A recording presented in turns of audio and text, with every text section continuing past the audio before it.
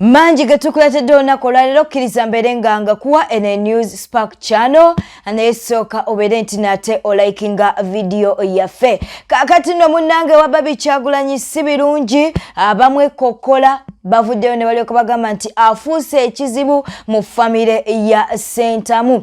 Kitegeera nno mukwano. Kaakati amawulire ge tuli mu kufuna agalaga nti munnange baganda ba Bobi Wine bali mu kuba nti nate beekokkola Wabbaby Kyagulanyi. Nsonga ki akatambi kaakano? Abooluganda bano baalabiseeko kabaga akamu nga bagenze okuyozaayoza Chairman Nyanzi amazaalibwa.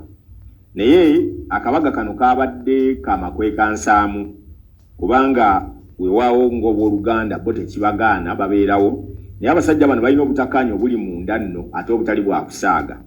To the extent nti omukyala bamwekokkola owa Bobi Wine gwe bayita Baby Itungo bagamba alabika awambye pulojekiti yaabwe, kubanga ekiriwo kwe kubeera nti Eddie yawe ayagala kugenda kwesimbawo emukono naye bagamba tebagenda muwa kaadi. Nyanzi ayagala kujja kwesimbawo mu Central ku bwa Road Mayor naye bagamba tebagenda muwa kaadi. Era ng'omukyala aproposinga nti kaadi ya Nyanzi bagiwemu bali mwezi gwe baagala baleetaawo yali mu interest ye. Eky'omu Kampala Central ekifo ekibaddeko ekya Muhammad Nsereko wabadde yeesimba bagamba baagala kuleetawo Louis Rubongoya. Kale katubasabire naye nga ensonga enkulu eri munda. Abasajja bano era amawulire amalala ameekusifu ge batayagala kulaga mu bantu. Kitabo yali abagulidde estate ewerera ddala eri mu bitundu by'e Gombe eyo Kanoni. Naye kye baakoze kyabadde kimu. Baguzizaako President Museveni eka 150 ku ettaka lya Kitabo lye yabalekera. Abaagala okujja dikiteeta mu buyinza baamuguzizza ettaka eka 150. Ekyo ne kibeeraawo. Ekyokubiri kale ayinza okuba nti yabadde potential buyer aliwo. Naye kyekyokuba nti n'olumbe lwa kitaabwe bakyagaanya okulwabya olw'enkaayana ze balina. But estate bagitunze bagimazeewo. Basajja bakulu. Chairman Nyanzi, Eddie yawe, Mbasaba. Ngawe muli nti mwe bakulu b'abavubuka bano bonna. Mutule wansi mugonjole ensonga. Olumbe nno kibi okubeera mu famire nga terwabiziddwa ne lumalawo ebbanga kino kibagamba ng'omusajja Omuganda. Kibi okubeera mu nju ne lubeera mu bwe lutyo.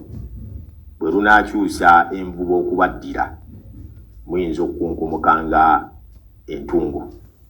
Bannange, ka video k'omwana gwe babadde bali mu kumenyaamenya mwakalabye. Omukyala ng'amenyaamenya omwana.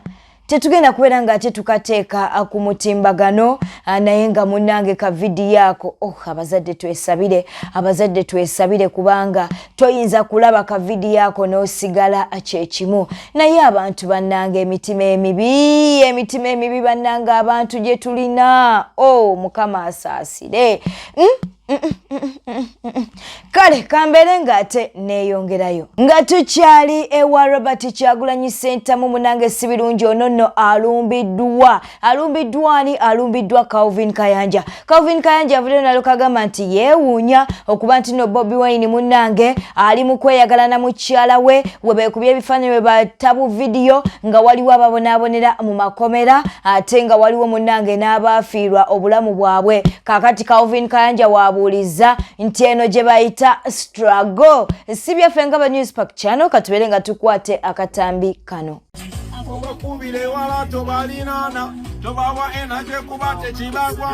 Zateri kinnuma nga kulaba Kadingo nga yeeyagala nga yassa abaana b'abendi nga yafera abaana b'abendi nti Uganda ebulidinga nga ye aenjoyinga to the fullest. Kadinga akivinze buli kimu ne famire ye bakoze obugagga ku mirambo gy'abanna Uganda. Babazanyisa documentary. Oyo ayinza okugamba nti Uganda ebulidinga nga begadangira ku mazzi ne mukyala we. Uganda ebulidinga mubeera ku mazzi mu kulya byennyanja na kwegadanga. Oyenjoyinze to the fullest. Bw'omala okwegadanga ne mukyala wo ng'okwata abavubuka nti Museveni mmujjako muwekesa ebbere mu myezi 2 ng'obateeka ku front nga bafa ozanya documentary ng'ofuna omusimbi omuyitirivu. Mu famire wakyaliyo omwavu. Wakyaliyo omwavu. Era Katonda singa asobola okuddiza abantu abaafu lwa struggle n'abaddiza obulamu baafiira bwemage. bafa lwa busiru baferebwa era nga gavumenti eno etitiibya abafere ba struggle evudde mu buyinza kadingo tujja kukwata nja kukwata nkukube mu kkomero olw'okusaba na Uganda ng'obafeze okujjako Museveni kyotaakola n'obafera Uganda bleeding dazi Uganda bleeding nga musiba ku biiki President Museveni bwe yali awamba wano ng'ajjako dictator mwina ekifaananyi kyonna ng'ali wadde mu hoteri bali emmere wadde ekyokujaguza wadde ekyembaga nga bano abafere ba struggle kye bakola gavumenti eno bw'erikyuka etitiibya abafere ba struggle tujja kukwata tukube mu kkomera ate nga nkubuulira tugenda kugikyusa Jeno Muhoozi tasobola kutololetinga oyo Katembawo nosaba na Uganda nosa abaana b'abantu abanaku nti Uganda bleeding musiba ku mazzi ne mukyalawo mukoze obugagga ne family yo singa Katonda asobola okuwaayo omukisa gw'obulamu obulala naddiza obulamu abantu abafiira mu struggle bafa lwa busiru bakolwamu essente waliwo ali mu struggle abeera mu mbeera eyo waliwo ajjako dictator buli avuganya Museveni abeera mu kkomero yali mu kkomero yali alabye ku nnaku ku bugagga bwe mukoze ku mirambo gy'abanna Uganda n'abaana baabwe tebasoma temumanyi gye bali musiba nakakyalako mwegadangira ku mazzi bwe mumala okukkuta omukwano ne mukukwanya abavubuka ndi Museveni tumuggyako mu myezi 2 ne mufera abazungu muzanye documentary mulya ku mirambo gy'abanna Uganda family yo n'abaali abanaku n'abaali bawusigala olwale bayina ebizimbe ne zaakedizi mu kibuga gwe tetulikwata obuyinza wano tujja kukuba mu kkomera family z'abantu oli ziriyirira ze wafera struggle nti Uganda bleeding nga musiba mu kwegadanga na mukyalawo nze kye kinnuma kyokka ne Katonda ali basasula ne bwe tuli bate tukutte buyinza wano ne Jeno Muhoozi Katonda ali bansasulira Katonda nga bwe yasasula Amini bobote baani abassa abantu obwemage naawe ali kusasula Kadingo nga sineyongerayo kkiriza ate mbere nga mbuuza ku mikwano gyaffe bano wammanga tuyina Owum Chris Charisima Amina Ntabadde Janat Open Mind tuyina mukwano gwaffe ayitibwa Nkomuhimbo Penina Kagude Charis na Mutebi Darat Kirabo Kawesi tuyina mukwano gwaffe ayitibwa Mariam Nakato Nyakarungi Dorin tuyina ne mukwano gwaffe ayitibwa Mariam Nabulime abone betusobodde okuba nti nate tukona ko akadde kano mwe mujjukira munange Uncle Bini we yavaayo n'alyoka atema omugambo ngali mukugamba nti munange Tamale Mirundi Junior mbu yegatta ne maama we sijja gamba kukwata mbu yegatta ne maama we Junior ngo kyasoma ku St Maria Goretti Katende SS Senior 6 ngoma omala Senior 6 lwe nakulewe bakakunyoko kanka katokimanyi nikasukwa kimanyi kuba Tamale Mirundi yamutuza namubuulira ensonga ezo olunaku ng'oli Makerere noddamu ne webaka ku nnyoko n'ogenda mu maaso era kitawo yamanya n'anyiiga nnyo kakati amawulire gatuli mu kufuna munange Tamale Mirundi Junior agambye nti yafunye okwetonda kwa Uncle Bini mbunga Uncle Bini agamba nti ayina abamutuma okuba nti n'atema omugambo ogwo nti Junior ne maama we munange begatta okitegeera nno mukwano kakati nno mubali mu nsonga eno kwe kuli Ibrake Mukasa kwessa munange ne Alan Keys webigude Tamale Mirundi Junior mu matu kino kyakoze obutambi bubuno. Yes, Mr. Bini obaka bo babompadde obwokuneetondera Mr. Bini message entuuseeko ssebo era apology yo njikiriza webale kwetonda kwebyo byonna bye wayogera ku maama wange era byonna Namukasa abiŋŋambye Mr. Bini byonna bye wayogera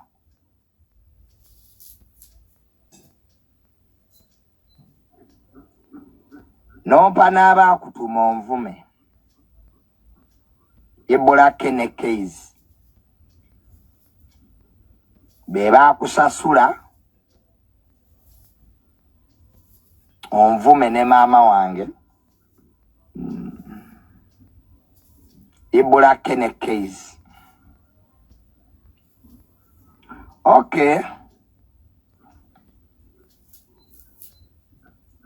Ibula Kene case beba kutuma onvume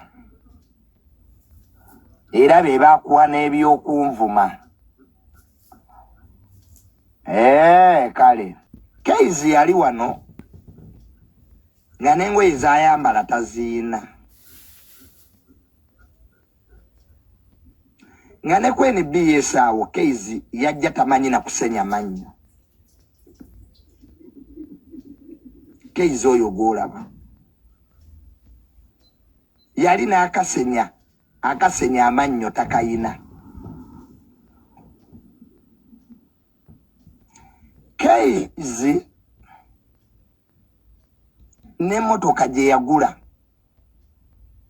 gye yasooka okugulawo kwene BS nze omu kubeegayirira omusajja yagimugulira agimugulire case yasulanga Kisaasi mu luumu emu nga case gy'asulamu olw'okuba twali bakwano be twamuyamba wano case bwe yafiirwa maama we aba NUP baamuvuma nze muntu eyavaayo ne ŋŋamba nti abavumye maama wa case kye baakoze kikyamu bantu butasiima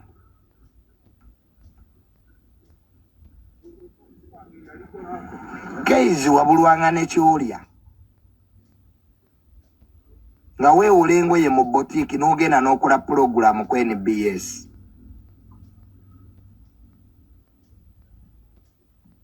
n'omala n'ozezaayo n'engoye ze wakolerangamu show wazeewolanga bwewozi n'oddamu n'oyambala ezizo lwiri gwe wandibadde asasula Mr. Bean anvume case lwaki mwerabira gye muvudde Ibulake tewasoma kwa bonna abali mu mawulire bagafunyeemu ne butasoma Ibulake kwanze Ibulake ekimusumbu wankimanyi empapula zaagaana abantu bali eyo bweru babalimba ati mwatuuka mu reality muli mu depression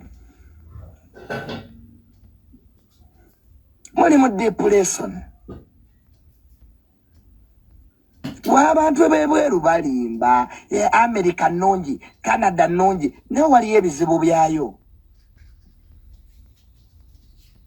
waliyo ebizibu bye batajja kugamba Ibulake n'ennyumba yagitunda atwale mukazi we motoka n'agitunda kati mutuuse ebweru empapula zigaanye mwalowooza ebintu by'okufuna empapula byangu naye nga mwali mugenda Ibulake nakugamba wayina YouTube wadde teyaliiyo Ibulake wayina YouTube wadde tewaliiyo Ibulake tewasoma kwa bonna abali mu mawulire bagafunyeemu ne butasoma Ibulake nsaba video eno bere ng'ogimpeera like mukwano gwange omulungi atoleka obubaka bwawo mu comment section tova ku channel eno mukwano nga to subscribe nze kosa n'okunyiga akade ka notification awo nno kambere nga neeyongerayo Abba Marcus mutabani wa Dr. Jose Chameleone ye akyaganiddwa okuba nti naate alaba kitaawe mu mawulire ge tuli mu kufuna munnange agava ebweru w'eggwanga galaga nti Abba Makasi akyaganidwa okuba nti no alaba kitaawe. Ate waliwo ebifaananyi ebiri mu kuyitingana ng'ate munnange mutoowe mbu yalabye Dr. Jose Chameleon oba yalabye ku kitaawe. Okitegeera nno nga woli mu kulaba ebifaananyi ebyo kigambibwa nti muto wa Abba Makasi munnange ye yagenze okuba nti nate alaba ku kitaawe. Webitenne webiri ate erudda eyo akkiriza mbeere nga neeyongerayo naye kankujjukize okuba nti no vidiyo eno ogimpeera like ene Newspark Channel. Rickman munnange avuddeyo n'abaako byatangaaza ku nsonga ze yali omwagalwa we kati X ayitibwa Sheila Gashumba. Okitegedde nno omukwano kkiriza n'akatambi kano atume kulisaawo nako tukakuwe. At some point obirakawo n'ojjukirako good memories no missing. Memories zo zibeerawo tewali omanyi kizibu nnyo okulwezinga memories pozi ng'ofunye amnesia oba dementia naye nga memories zibeerawo mubeera ne memories ennungi mu bulamu n'oba ng'osanze era muntu kinewataba nga Sheila oba muntu gw'osanze mulamu osobola okucreatinga memories ennungi era wabeerawo n'embi naye ennungi ebiseera ebisinga zikulembera ki embi so memories zibeerawo ennungi so era zeerabira. Did you move on? Yeah, na moving down. Da. Oli hard skin gwe tebakumenya mutima. Tobera ku myaka nti 3 nga nkyejjanjaba. Wa mitima gyakaluba naye emitima gyakaluba so ebulamu bwensi bwe butyo tosobola kwesiba ku kintu kimu kola ki moving on n'okola ebirala tosobola kukabira mataki gayise. Tugambe kati ono gwolina embeera yagitegeerera ebintu bitambula kukinya. Ebintu bya relationship kati omanyi relationship zembaddemu nyingi sijja kulimba kuva mu Bulaya eyo kuba ki kati njize ng'omuntu waliwo ebintu bye sitalina kukola ki kuddamu kukola waliwo engeri gy'olina okuyisaamu abantu waliwo ebintu by'olina okubeera nga naawe weerekereza gwe ng'omuntu. Naye Rickman omukwano ogusobola kwera ndaba nga bakumenya nnyo omutima. Omukwano gunyuma naye bakumenya omutima omukwano okukola ki gunyuma era oba onyumiddwako kukoze ki omukwano gulinganga nga olaba Premier League w'omutwalo oba omututte bakuba naye era osigala okola ki mwoli osigala weetaba mu mpaka so omukwano gunyuma bannange mwettanire nnyo omukwano ogwo. Kaliya y'omupiira wagiteera ddala? Kaliya y'omupiira sijja gamba nti nagiteera ddala mbadde n'obuvune obubadde buntawaanya obw'evviivi SCLA badde ntawaanya naye kati engeri gye ntandiseemu training y'ebikonde ate inspiring ne motivating kwagala okudda mu kisaawe era ttiimu yonna yena eziri mu Super League nga mwetaaga omusajja ow'amagoolo omusajja asala abantu omusajja akole anyumisa omuzannyo mmanyize ndiwo okunyumisa mizannyo anyumisa omuzannyo nga wenyumisa omukwano n'emizannyo egyo enkola ki wenjinyumisa so ttiimu eziri bannaye fitness yokayoka gyekola ki naye nenze banzaala n'omupiira ninga mu Brazil banzaala n'omupiira. Muganda we y'omuwuliriza Lumala gyali abalde India ndowooza bali ku holiday saawa zino. Singa okomawo kapiira Vivi nga liwonye bulungi nnyo music ogenda bibalansinga otya ne music? Byebyo nga era we bibalansi nze nti mbaddeko mu bikonde mbaddeko ndi mu music n'omupiira era nsobola okugubeeramu ebikondo bibaddemu kaseera ng'okola revenge kati tubitandise kati ate ndi ne mu firimu era nina firimu gye bayita Slam Bomba firimu mwaka gujja era nayo ya bikonde egamba nze buli kimu omulimu gwe sikoze teguliiyo. Mirimu emeka gy'ogenda okukola Lukimu? Nja kukola buli kimu ekisoboka mu nsi eno kasita kiba nga kikola kimpa essanyu ku mutima gwange. Music wabadde okyatunyonnyola ku music nti okoze album. Ngenda kukola EP nyimba nga 5-6 za mikolo. Manyi abantu manyi ofuna experience mu kuno okuyimba kuno kuyigiriza nti waliwo otuuka ng'abantu bakuyise opafominge nga tosobola bakubira bango baliwanika nga crowd ogiraba nti abantu bakulu abasiraamu kati obuyimba bwendeeta oyingira mu direction eyo era babwerinde. Lwaki wasalawo kutekinga general eyo? Because abantu balinga abagamba nti music style gyoyimba tereta sente. Wanze music nga waga nti music art.